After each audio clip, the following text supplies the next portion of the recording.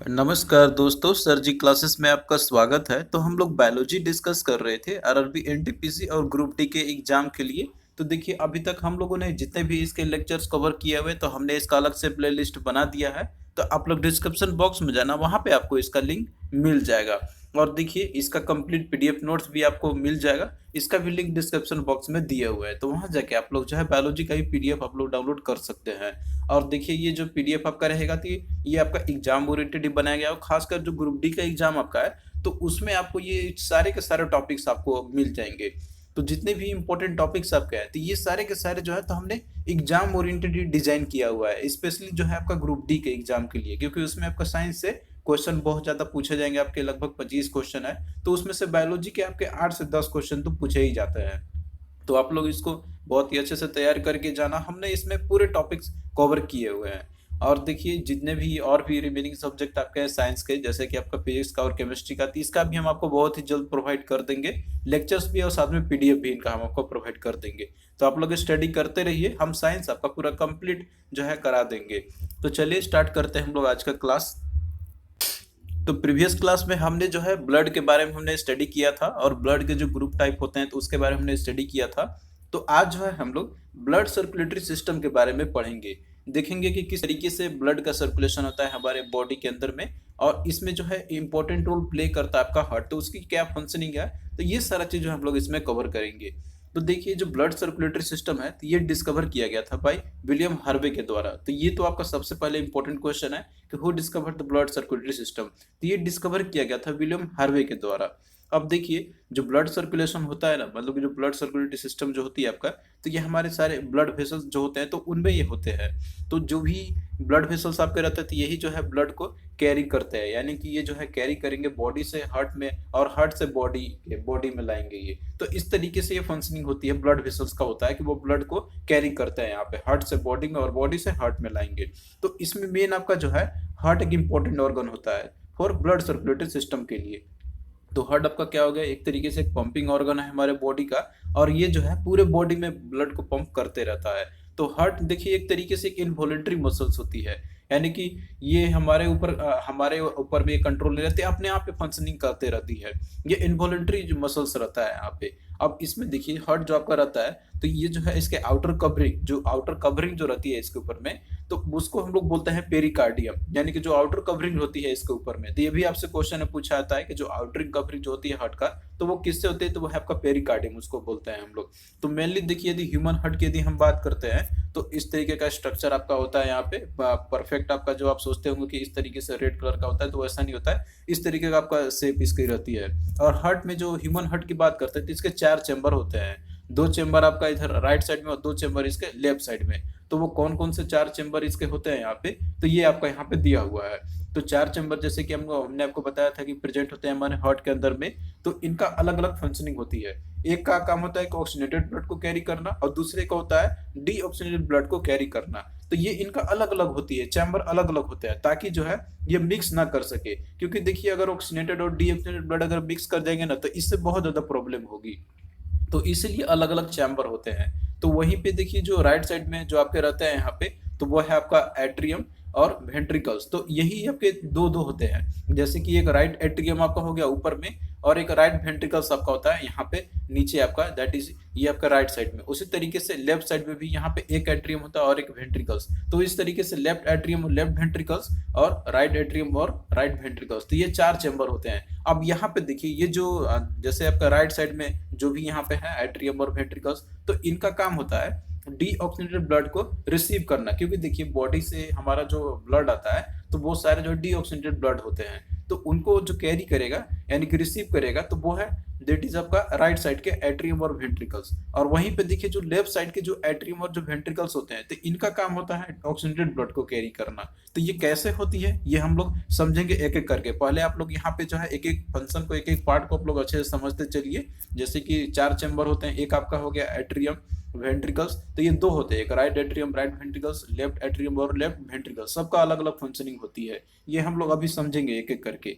और इसके अलावा देखिए, वेन्स होते हैं, जो कि बॉडी से ब्लड को कैरी करते हैं और रिसीव करते हैं यहाँ पे। तो इसमें आपका सुपीरियर वीना कावा और इंफीरियर वीना कावा होती है, कि जो कि एक मेन आपका रहता है जो वेन्स होते हैं जो कि ब्लड को रिसीव करते हैं। तो यहाँ पे जो है मेनली आपको फोकस करना है यहाँ पे। अब उसके बाद प्रोसेस कैसे होती है ब्लड सर्कुलेशन का हमारे बॉडी के अंदर में, तो ये चीज आप लोग यहाँ पे समझना। अब देखिए जैसे हम लोग ऑक्सीजन हम लोग कहाँ से लेते हैं, हम लोग लंग्स से हमें ऑक्सीजन मिलती है, मतलब लंग्स में ही आप जानते हैं कि गैसेस का एक्सचेंज होती है, ऑक्सीजन हम लोग वहीं पे रिसीव करते हैं जो विंड पाइप रहता है आपका। तो लंग्स जो है आपका मतलब कि ऑक्सीजन हम लोग वहीं पे रिसीव करते हैं, लंग्स में ही आता है जो ऑक्सीजन हम लोग विंड पाइप के द्वारा जो ही बाहर से लेते हैं हम लोग। अब इसके बाद देखिए यही ऑक्सीजन को जो है पूरे बॉडी में सर्कुलेट करनी होती है। तो अब इसका सर्कुलेशन किस तरीके से आपका होगा, तो यहाँ पे आप लोग अच्छे से समझना। यहाँ पे देखिए 4 चैम्बर आपके हार्ट होते हैं, एक आपका राइट एट्रियम, राइट वेंट्रिकल्स, और उसी तरीके से लेफ्ट साइड में लेफ्ट एट्रियम और लेफ्ट वेंट्रिकल्स है। तो ये सारे आपके 4 चेंबर हो गए। तो यहाँ पे सबकी अलग अलग फंक्शनिंग होती है और कैसे होती है, तो यहाँ पे आप लोग इस प्रोसेस के थ्रू समझना। जैसे मान लीजिए कि हमारा ह्यूमन बॉडी है, तो बॉडी में जहाँ से भी ब्लड रहते हैं, ब्लड एग्जिस्ट करता है, आप जानते हैं कि जो ब्लड रहता है तो उसके अंदर में जो है वो डीऑक्सीनेटेड ब्लड रहती है। तो वहां से ब्लड जो आपका रहेगा तो वो सबसे पहले ये राइट एट्रियम में एंटर करती है। राइट एट्रियम में यहाँ पे एंटर करती है आपका यहाँ पे। तो इसके लिए जो वेन्स होते हैं जिसमें कि आपका वीना कावा आपका सुपीरियर और इन्फीरियर वीना कावा जो होते हैं, तो ये लार्जेस्ट वेन्स होते हैं हमारे ह्यूमन बॉडी का, जो कि डीऑक्सीनेटेड ब्लड को ये कैरी करते हैं बॉडी से। अब देखिए इसके बाद क्या होगा कि जो वेन से ब्लड जो आते हैं हमारे बॉडी से, तो ये सबसे पहले एंटर करेगा राइट एट्रियम में, राइट एट्रियम में एंटर करेगा। फिर इसके बाद जो है राइट एट्रियम से फिर आपका जाएगा ये राइट वेंट्रिकल्स में जाएगा, यानी कि यहाँ पे एंटर करेगा आपका। फिर इसके बाद देखिए यहाँ पे एक काम होता है आपका, जैसे कि ऑक्सीजन रहता है यहाँ पे, मतलब कि लंग्स में प्रेजेंट रहती है, तो वहाँ पे ब्लड को कैरी करने के लिए आर्टरी की जरूरत पड़ती है। तो यहाँ पे देखिए जो आर्टरी आपका रहता है ना, तो इसका जैसे कि ये काम होता है कि ये जो है ओनली कैरी करते ऑक्सीजनेटेड ब्लड को। लेकिन यहाँ पे जो आपका पल्मोनरी आर्टरी होता है, तो एक स्पेशल केस है इसका। तो पल्मोनरी आर्टरी जो है, तो ये जो है आपका डीऑक्सीजनेटेड ब्लड को कैरी करता है, क्योंकि देखिए यहाँ पे ब्लड अभी आया राइट वेंट्रिकल्स में, तो अभी भी ये डीऑक्सीजनेटेड ही है, यानी कि ये अभी ऑक्सीजनेटेड नहीं हुआ है। तो इसको कैरी करने का काम कौन करेगा, पल्मोनरी आर्टरी करेगा। तो पल्मोनरी आर्टरी जो है तो ब्लड को कैरी करके कहाँ पे ले जाएगा, लंग्स में। अब लंग्स में देखिए ऑक्सीजन प्रेजेंट रहती है, तो यहाँ पे क्या होगा कि जो डीऑक्सीनेटेड जो ऑक्सीजन मतलब रहता है वहाँ पे, तो वो जो है आपका एक गैसेस का एक्सचेंज होती है उसमें। फिर इसके बाद जो है ऑक्सीजनेटेड ब्लड आपका हो जाएगा, ऑक्सीजनेटेड ब्लड जो रहेगा रीच हो जाएगा यहाँ पे। अब इसके बाद देखिए आगे जो फॉरवर्ड करनी होती है ब्लड का, तो यहाँ पे उसके लिए वेन्स एक इंपॉर्टेंट रोल प्ले करता है, जिसमें कि पल्मोनरी जो वेन्स आपका है तो ये इंपॉर्टेंट रोल प्ले करता है यहाँ पे। यानी कि ऑक्सीजनेटेड ब्लड को कैरी करने का काम कौन करेगा, दैट इज पल्मोनरी वेन्स। तो पल्मोनरी वेन्स जो है जो कि ब्लड को ऑक्सीजनेटेड ऑलरेडी हो चुका है लंग्स में, तो ये कैरी करेगा और ये पहुंचा देगा लेफ्ट एट्रियम में।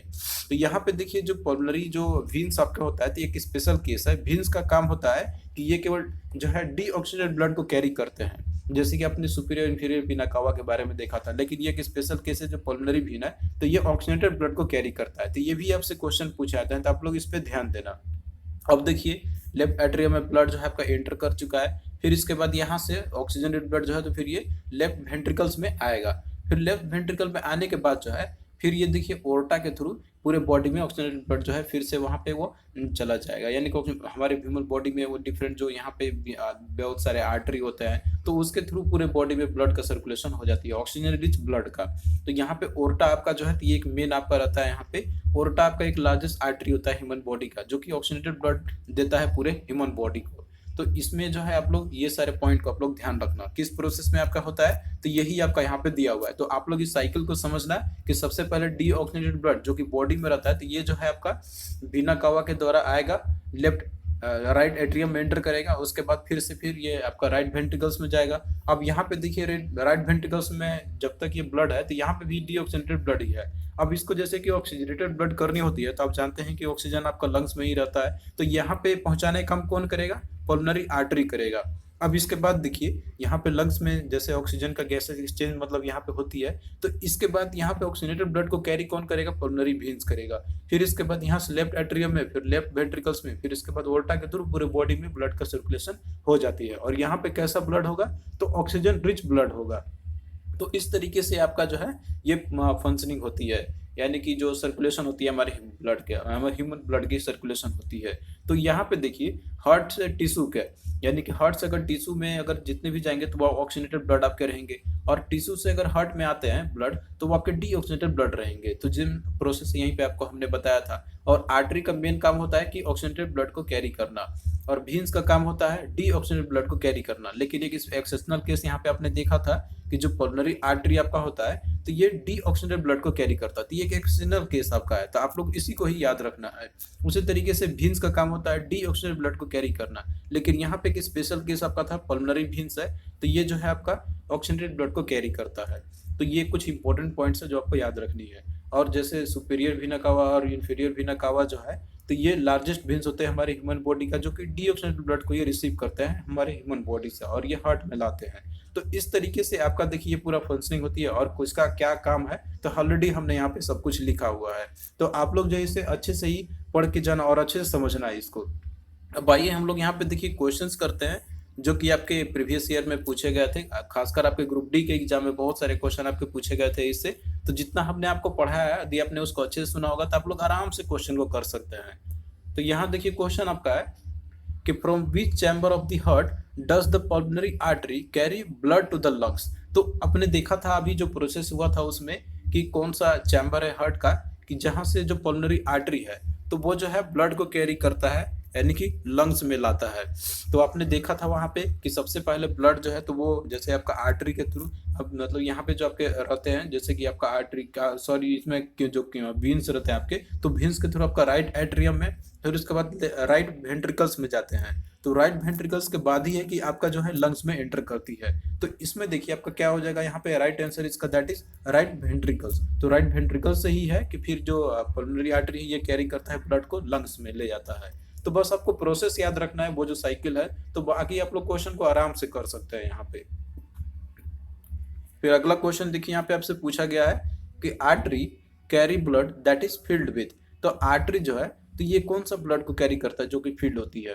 तो ये मतलब कि जैसे ऑक्सीजन रिच का होगा या फिर जो है डीऑक्सीजनेटेड ब्लड रहेगा। तो इसका देखिए आंसर क्या हो जाएगा, that is oxygen rich blood, यानी कि जो ऑक्सीजन रिच ब्लड रहेंगे तो सिर्फ उसी को कैरी करता है आर्टरी। तो आर्टरी का फंक्शन क्या होता है कि ऑक्सीजन रिच ब्लड को कैरी करेगा। तो ऑप्शन ए इसका करेक्ट आपका हो जाएगा यहाँ पे। लेकिन एक एक्सेप्शनल केस आपने देखा था कि जो पल्मोनरी आर्टरी होता है तो वो डीऑक्सीजनेटेड ब्लड को कैरी करता है। तो ये एक्सेप्शनल केस है, तो आपको उसी को ही याद रखनी है।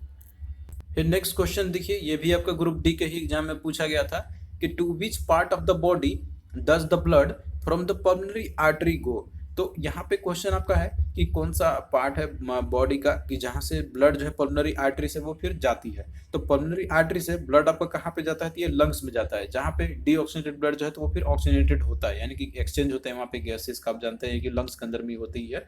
तो ये जो है आपका प्रोसेस होता है। तो ये सारे आपके जो सर्कुलेशन होते हैं ब्लड का, तो उसी के अंदर में पूरा प्रोसेस होता है। तो आपको उसको समझना है उस साइकिल को अच्छे से। इसके बाद कोई भी क्वेश्चन आपसे पूछा जाए ना कि कहाँ पे क्या आता है, कौन कैरी क्या करता है, इसके बाद कहाँ पे आता है, तो आप लोग इजिली बता सकते हैं। बस आपको प्रोसेस को अच्छे से याद रख लेना है। तो यहाँ देखिए कि पल्मोनरी आर्टरी से कहाँ जाता है, तो ये लंग्स में जाता है आपका। तो ऑप्शन सी इसका करेक्ट हो जाएगा। फिर अगला देखिए क्वेश्चन आपका है कि which one reveals more appropriately functioning of the heart. तो कौन सा इसमें से है कि जो मोर अप्रोप्रिएटली हार्ट का फंक्शनिंग के बारे में बताता है। तो इसमें देखिए दिया आपका इलेक्ट्रोकार्डियोग्राम या फिर इकोकार्डियोग्राम दिया हुआ है, स्टेथोस्कोप या फिर लिपिड प्रोफाइल है। तो इसका देखिए राइट आंसर आपका हो जाएगा, दैट इज इकोकार्डियोग्राम है। इसमें देखना आप लोग इलेक्ट्रोकार्डियोग्राम में टिक मत मारना, इसे इकोकार्डियोग्राम जो है तो ये मोर अप्रोप्रिएटली जो है हार्ट का फंक्शनिंग के बारे में बताता है, ये रिवील करता है। तो राइट आंसर क्या होगा इसका, ऑप्शन बी आपका हो जाएगा। फिर अगला क्वेश्चन देखिए यहाँ पे दिया हुआ है कि which one of the following does not carry the oxygenated blood. तो इनमें से कौन सा है कि जो ऑक्सीजनेटेड ब्लड को कैरी नहीं करता है। तो इसमें देखिए आपने देखा था वहां पे कि जो पल्मोनरी जो आर्टरी होते हैं तो ये डीऑक्सीजनेटेड ब्लड को कैरी करते हैं, यानी कि यही एकमात्र आपका होता है कि जो है आपका ऑक्सीजनेटेड ब्लड को कैरी नहीं करता है। तो राइट आंसर क्या होगा, ऑप्शन बी आपका हो जाएगा। और बाकी जैसे आपका वीन्स हो गया, इसके अलावा जो आपका ओर्टा हो गया या फिर जो रेनल आर्टरी हो गया, तो ये सारे के सारे जो होते हैं ऑक्सीजनेटेड ब्लड को ही कैरी करते हैं।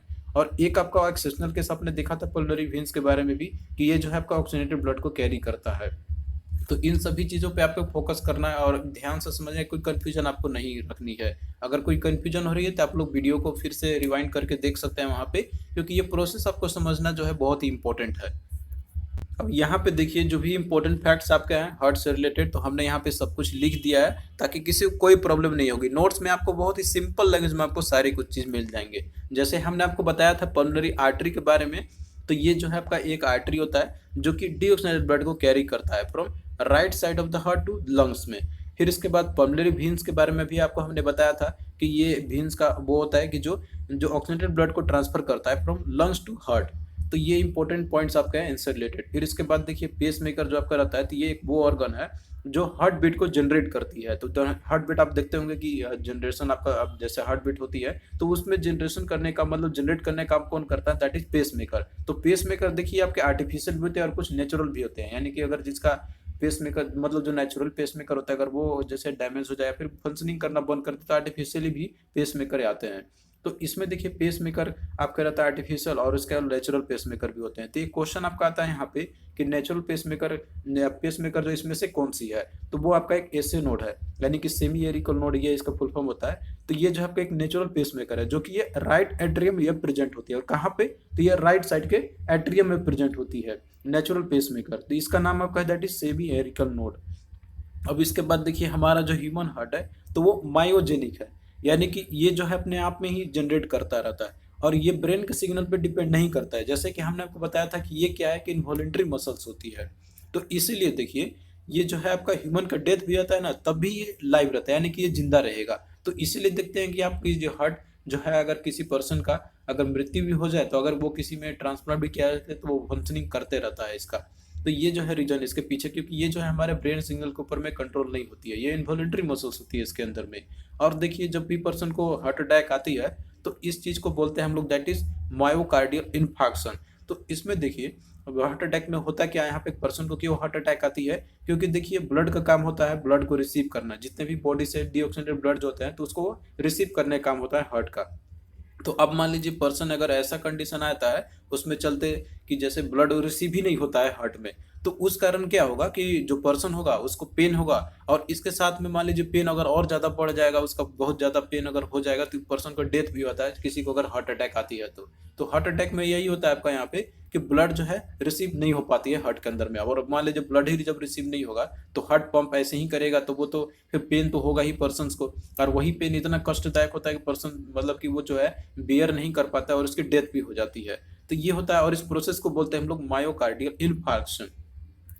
अब यहाँ पे देखिए सबसे इम्पोर्टेंट क्वेश्चन आपका यहाँ पे आता है दैट इज हार्ट चैम्बर से रिलेटेड कि कितने नंबर ऑफ हार्ट चैम्बर्स होते हैं डिफरेंट ऑर्गेनिजम्स में। तो इनसे भी आपका इंपॉर्टेंट क्वेश्चन आपका बनता है, तो आप लोग इसको भी अच्छे से याद कर लेना।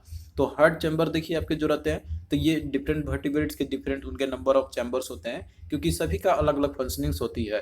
तो इन चैम्बर में देखिए ये रहता है कि कितने एफिशिएंटली जो है हार्ट कर सकता है, यानी कि जो फ्लो होता है ऑक्सीजनेटेड और डीऑक्सीजनेटेड ब्लड का तो वो कितना एफिशिएंटली वो वर्क कर सकते हैं इस चीज़ का। तो इसीलिए चैम्बर अलग अलग होती है। तो इसमें देखिए जो वर्टिब्रेट्स जो हार्ट होता रहता है मतलब कि जिनको कैटेगराइज कर सकते हैं हम लोग यहाँ पे नंबर ऑफ चैम्बर्स के बेसिस पे। जैसे हम बात करते हैं दो चैम्बर और इसमें कि जैसे दो चैम्बर जिसमें होती है, यानी कि जैसे ह्यूमन बॉडी में आप जानते हैं कि चार चैम्बर होते हैं, तो किसी भी ऑर्गेनिजम्स में चार चैम्बर हो ऐसा जरूरी नहीं, किसी में दो चैम्बर होते हैं, किसी में थ्री चैम्बर, किसी में फोर चैम्बर होते हैं। तो कौन कौन से ह्यूमन का यानी कि ऑर्गेनिजम्स का कितने होते हैं तो ये डिपेंड करेगा कि वो कौन से जैसे ऑर्गेनिज्म बिलोंग करते हैं। तो यहाँ पे लिस्ट आपका सारा कुछ दिया हुआ है, तो आप लोग जो इसे याद कर लेना अच्छे से। तो यहाँ पे मेन हम लोग पहले देख लेते हैं जिससे कि आपके क्वेश्चन बहुत ज़्यादा पूछे जाते हैं। सबसे पहले हम बात करते हैं फिश का। तो फिश में देखिए इसमें दो चैम्बर होते हैं, तो दो चैम्बर है तो इसमें एक एट्रियम होगा और एक वेंट्रिकल्स होगा। फिर उसके बाद देखिए बात करते हैं एम्फीबियंस का और साथ में रेप्टाइल्स का। तो जो एम्फीबियंस या फिर जो रेप्टाइल्स होते हैं तो इनमें थ्री चैम्बर ऑफ हार्ट होती है, लेकिन कुछ एक्सेप्शन भी होते हैं इसमें से जो हम लोग देखेंगे यहाँ पे। तो इसमें देखिए जैसे थ्री चैम्बर में होते हैं तो इसमें दो एट्रिया होती है और एक वेंट्रिकल्स होती है एम्फीबियंस और रेप्टाइल्स के अंदर में। तो ये चीज आप लोग ध्यान रखना, ये भी पूछा जाता है कि जो एम्फीबियंस होते हैं या फिर जो रेप्टाइल्स होते हैं तो उसमें जैसे तीन चैम्बर होते हैं लेकिन एट्रिया कितनी होती है, तो उसमें दो एट्रिया होती है और एक वेंट्रिकल्स होती है। फिर उसके बाद देखिए जो बर्ड और जो मैमल्स होते हैं तो मैमल्स में आप जानते हैं कि चार चैम्बर हर, तो जैसे ह्यूमन भी आ गया, और बर्ड भी होता है, तीन में भी चार चैम्बर होती है, दो एट्रिया और दो वेंट्रिकल्स। तो ये आपका इंपॉर्टेंट है, आप लोग इसको याद रखना। इसके अलावा बहुत सारे ऑर्गेनिजम्स कौन कौन सा है जिसमें कि कितने नंबर ऑफ चैम्बर्स होते हैं तो लिस्ट दिया हुआ है। जैसे ह्यूमन की बात करें तो इनमें देखिए चार चैम्बर होती है, और वहीं पे देखिए फ्रॉग यानी मेढक की बात करते हैं तो इनका तीन चैम्बर होता है।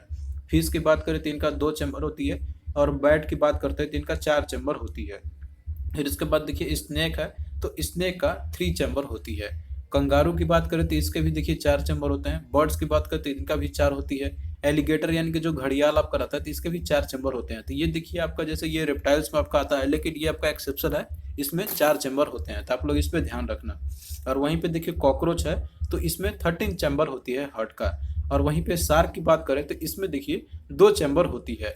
तो ये चीज़ है आपका बहुत ही इंपॉर्टेंट है, ये पूछे भी जा रहे हैं। आजकल एनटीपीसी का एग्जाम हो रहा है, इसमें भी पूछे जा रहे हैं, और आगे भी आपसे पूछे जाएंगे, कोई ना कोई एग्जाम होगा जिसमें से। तो ये आपका काफ़ी इंपॉर्टेंट टॉपिक है, आप लोग इसे मिस बिल्कुल भी मत करना। और देखिए जितने भी रेप्टाइल्स और जो एम्फिबियंस होते हैं, तो इनमें जो होता रहता है इनका मिक्स थॉट होती है, यानी कि जो ऑक्सीजनेटेड और डिऑक्सीजनेटेड ब्लड जो रहते हैं तो ये मिक्स हो जाते हैं। जैसे ह्यूमन के अंदर में अलग अलग अलग अलग वो कैरी करते हैं, लेकिन इनमें जो है ब्लड जो रहती है तो वो मिक्स हो जाती है। अब यहाँ पे देखिए जो क्वेश्चन पूछा गया था आपका यहाँ पे, जो कि ग्रुप डी के ही एग्जाम में आपसे पूछे गए थे कि how many chambers are present in the heart of a fish, यानी कि जो फिश होता है तो उसके हार्ट में कितने चैम्बर प्रेजेंट होते हैं। तो आपको हमने बताया था कि जो फिश होता है उसमें 2 चैम्बर हार्ट होते हैं, तो एक एट्रिया और एक वेंट्रिकल्स, तो ऑप्शन 4 इसका करेक्ट हो जाएगा। फिर इसके बाद देखिए अगला दिया आपका यहाँ पे कि अधिकांश सरीसृपों में कितने होते हैं। तो देखिए जितने भी सरीसृप होते हैं आपके, यानी कि जो रेप्टाइल्स होते हैं, तो उनमें जो है 3 चैम्बर हार्ट होते हैं। फिर इसके बाद देखिए अगला दिया हुआ है कि number of chamber found in the heart of bell, तो बेल में कितने चैम्बर ऑफ हार्ट होती है। तो देखिए बेल जो आपका रहता है तो उसमें भी 4 चैम्बर ऑफ हार्ट होती है, तो ऑप्शन सी इसका करेक्ट आंसर हो जाएगा। अब आइए हम लोग यहाँ पे और भी क्वेश्चन देख लेते हैं जो कि आपके प्रीवियस ईयर में ही पूछे गए थे। तो यहाँ देखिए क्वेश्चन पूछा गया आपका कि what is the normal resting heart rate ranges for adult, यानी कि बीट्स पर मिनट कितना होता है हार्ट बीट अगर बात करते हैं हम लोग एक नॉर्मल एडल्ट का। तो इसका देखिए राइट आंसर आपका हो जाएगा यहाँ पे, that is option A 60 to 100 के बीच में होती है, तो ऑप्शन ए करेक्ट आपका हो जाएगा। अब देखिए जो हार्ट बीट होता है तो ये स्पीड होता है हार्ट बीट का, जिसे हम लोग मेजर करते हैं कि नंबर ऑफ कॉन्ट्रैक्शन कितनी बार होती है, यानी कि बीट्स कितनी होती है हार्ट का, एक मिनट के अंदर में कितनी होती है। तो देखिए जितना फास्ट हार्ट रेट होता है, तो फास्ट हार्ट रेट आप जानते हैं तेज दौड़ने पे आप देखते हैं हार्ट बीट उस समय बढ़ जाती है, तो उसको हम लोग डिफाइन करते हैं कि वो जो आपका रहेगा that is 100 beats per minute आपके जा सकते हैं रेस्ट पे। और स्लो हार्ट रेट हम लोग उसको काउंट करते हैं हम लोग जो कि आपका 60 से बिलो रहे, तो ये आपका स्लो हार्ट बीट के अंदर में कैटेगरी के अंदर में आता है। और बाकी जो 60 टू 100 के बीच में रहता है तो ये नॉर्मल माना जाता है यहाँ पे। तो फास्ट हार्ट रेट आपका रहेगा कि जो 100 से एबव जाएगा आपका वो हो जाएगा, और स्लो हार्ट रेट जो रहेगा आपका तो वो 60 से बिलो रहेगा, तो उसको हम लोग मानते हैं। और ये रेस्ट की कंडीशन की बात कही जा रही है। तो अब जैसे पर्सन कोई मान लीजिए कि वो सोता है, तो स्लीप के समय जो आपका हार्ट बीट जो रहता है तो वो स्लो हो जाती है, और इस समय जो रेट रहता है उसका तो अराउंड 40 टू 50 के बीच में होती है बीट्स पर मिनट। और ये जो है आपका कॉमन माना था और इसे कंसिडर नॉर्मल माना जाता है यहाँ पे। और वहीं पे लिस्ट आपका दिया हुआ है सभी का यहाँ पे, कि जैसे आपका एक न्यू बॉर्न जो बेबी होती है जो कि 0 to 3 मंथ ओल्ड की जो होती है, तो उसका देखिए उनका फास्टर रहता है दैट इज 99 से लेके 149 के बीच में होती है। और वहीं पे जो इन्फेंट्स होता है जो 3 से 6 मंथ के जो अंदर में होते हैं, तो इनका 89 से लेकर 119 के बीच में होती है। और वहीं पे इन्फेंट जो 6 to 12 मंथ के जो होते हैं तो इनका 79 से 119 के बीच में होती है। और चिल्ड्रन जो होते हैं जैसे 1 से लेकर 10 एज के बीच में, तो उनका 69 से लेकर 129 के बीच में होती है। और चिल्ड्रन जो 10 साल से एबव रहते हैं और एडल्ट में जो आ जाते हैं और साथ में जो सीनियर्स होते हैं, तो उनका देखिए 59 से लेकर 99 के बीच में होती है। और जो वेल ट्रेन एथलीट्स होते हैं, जो एडल्ट एथलीट्स होते हैं, तो उनका हार्ट बीट और स्लो होता है, उनका दैट इज 39 से लेकर 59 के बीच में होती है। तो ये आपका रेंज दिया हुआ है, तो आप लोग जो इसे भी अच्छे से याद कर लेना। तो इतना चीज़ अगर आप लोग कर लेते हैं ना, तो आपको और चीज़ कहीं से पढ़ने की जरूरत तो नहीं पड़ेगी। हमने लगभग सारे इंपॉर्टेंट टॉपिक्स को कवर किया हुआ है यहाँ पे। तो इसका देखिए पीडीएफ आपको मिल जाएगा, डिस्क्रिप्शन बॉक्स में लिंक दिया हुआ है, पूरा कंप्लीट आपको उसमें बायोलॉजी आपको मिल जाएंगे। और इसी तरीके से आगे भी हम आपको लेक्चर प्रोवाइड करते रहेंगे। तो आपको कैसा लगा ये लेक्चर आप लोग कमेंट करके जरूर बताना, और अपने दोस्तों के बीच में भी शेयर करना वीडियो को। तो चलिए दोस्तों मिलते हैं नेक्स्ट वीडियो में, तब तक के लिए बाय।